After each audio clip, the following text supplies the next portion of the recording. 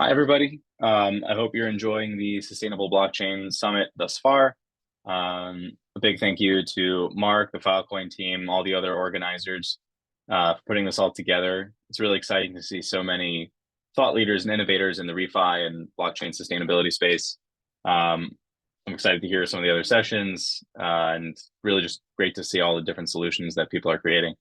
My name is Elliot David. I'm the head of climate strategy and partnerships for Sustainable Bitcoin Protocol. We are the leading solution in Bitcoin sustainability, incentivizing Bitcoin miners to use and deploy clean energy sources and helping to achieve climate positivity through the Bitcoin network.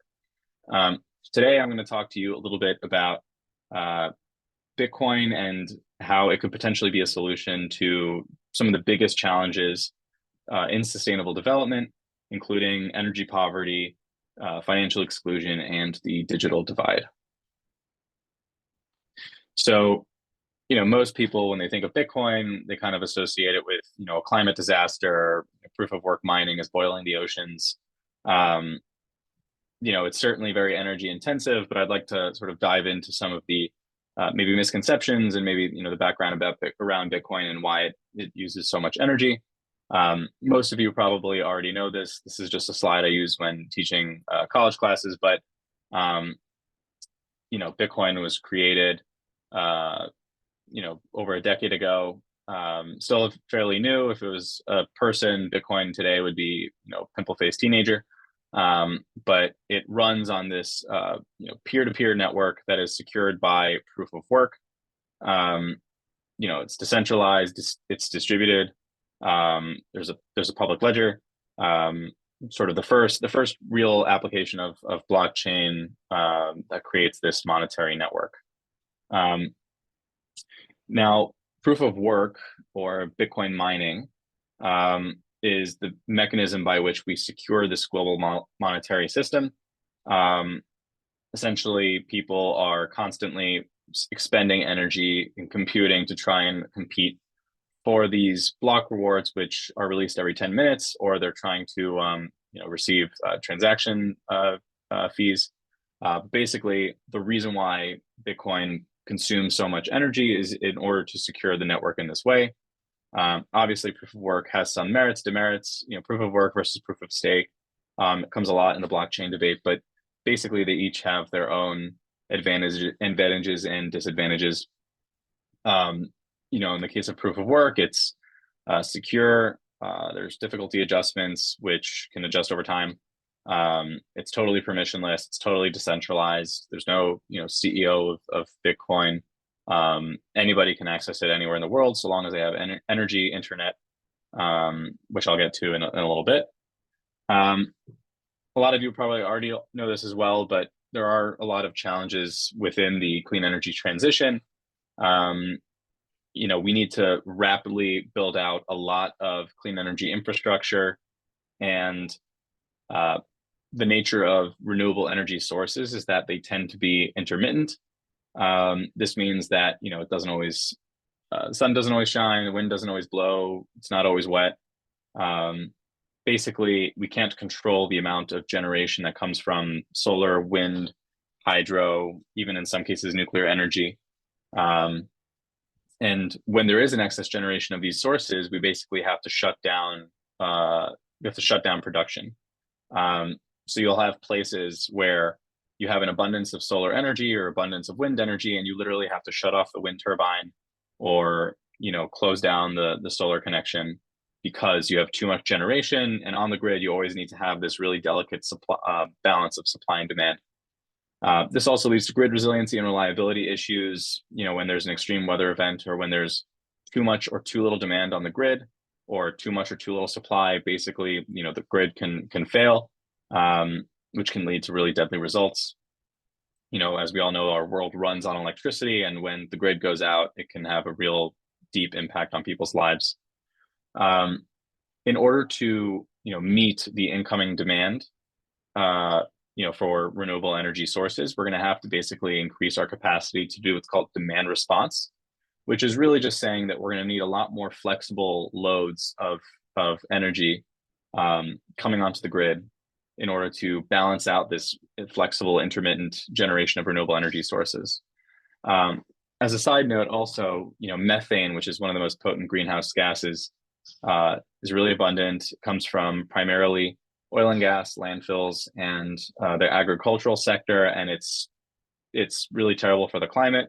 Um, it's got much higher warming potentials than CO2, and avoiding methane is one of the most powerful short-term solutions we have to addressing the climate crisis. Um, Now, it might seem counterintuitive to think about Bitcoin as a decarbonizing technology, right? When you use more energy, which Bitcoin does, um, many energy sources also have an emissions profile. So how could adding more demand for energy in any way be decarbonizing? It seems very counterintuitive. But Bitcoin or Bitcoin mining as a load is very unique in that it has three special characteristics that aren't really found in other technologies. One, it's totally interruptible, meaning if need be, I could shut down a gigawatt of Bitcoin mining on a moment's notice. All that happens is that I'm not mining Bitcoin. I'm no longer competing with all these other miners to receive those rewards. And whenever I want, I can also turn it back on. Bitcoin mining is also totally location agnostic. I have friends that are trying to mine Bitcoin at the bottom of the ocean, in the middle of the desert. I've heard of people trying to mine Bitcoin in space. All you need is energy and an internet connection, meaning that you can actually tap into previously unusable sources of energy. Third, Bitcoin mining is extremely flexible for any of my fellow energy industry friends in the audience. This is really exciting. Any kind of flexible load that can basically meet this intermittent supply is just really, really helpful in the energy transition, and is really why I entered the Bitcoin and Bitcoin mining space. So to get to our actual topic of conversation, which is energy poverty, digital divide, and financial exclusion. I'll talk a little bit about what brought me into the Bitcoin space and maybe a case study about how Bitcoin and Bitcoin mining can actually accelerate the clean energy transition. So for the Americans in the audience, you might remember that in 2017, the island of Puerto Rico was hit with a devastating hurricane. About 60 people died. It was really, really terrible. The whole island of 3 million people essentially went without power overnight and didn't come back on for many, many months. What most people don't realize is actually a lot more people died in the aftermath of the hurricane because energy was required to, clean the water, to keep medicines viable. Energy is really the lifeblood of, living in the world today. And the entire island, the entire territory of Puerto Rico was totally knocked out without power. Puerto Rico at the time in 2017, the energy mix was about 98.8% imported diesel. About 0.1% was renewable. It was nearly an entire island running on diesel energy that was being imported from elsewhere. This is despite the fact that Puerto Rico is incredibly sunny, incredibly windy, incredibly wet, has incredible renewable energy potential. And at the same time, Puerto Ricans also were paying something like 27 cents a kilowatt hour. I don't know where you in the audience are from, but that is extremely high by both American standards and just global standards. You might ask yourself, why would Puerto Rico not want to build out more renewable energy infrastructure, which also is more decentralized, it's more resilient, that can bounce back after a hurricane. You don't need like a central grid. And the challenge is that renewable energies, as we said, are really intermittent. So if you can't sell every kilowatt of that electricity that is being produced, you basically are going to go and seek out the places where there's going to be the most reliable demand. So if you have the choice of building a solar farm or a wind turbine in Puerto Rico versus, say, Texas, you're going to go to Texas because you can actually sell all those kilowatts. Now, energy infrastructure is critical, but we also have to keep in mind that there are other, what I call enabling infrastructures that we need in the world today. The world basically runs on energy, internet, and money. And we can't solve any one of these three challenges. We can't bring financial inclusion to people without energy and internet. We can't bring internet to people without energy and money. And we can't really bring energy to people without some kind of technology that enables all three. And so what I think could be really powerful, and this is my thesis, is that if you could use this technology, right, which is essentially a computer that monetizes electricity into a globally liquid currency in a flexible, interruptible, and totally location agnostic way, you can go into a place like Puerto Rico, you can bring Bitcoin mining, and you can partner with local renewable energy systems to basically monetize that additional power and then help finance more and more build out of renewables.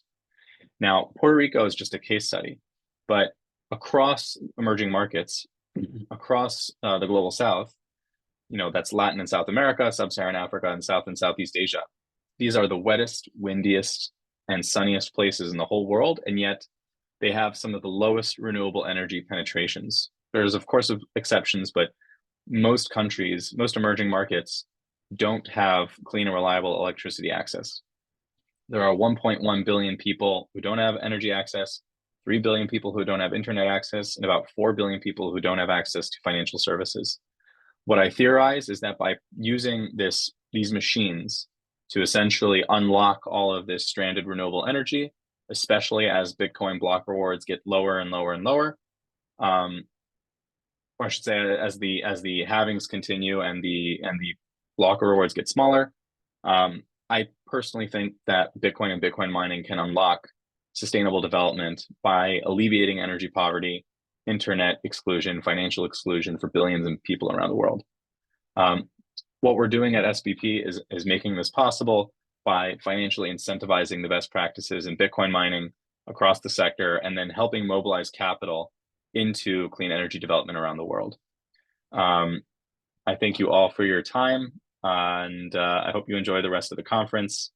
I'll just include my LinkedIn information here as well as our company's, I think it's our LinkedIn page.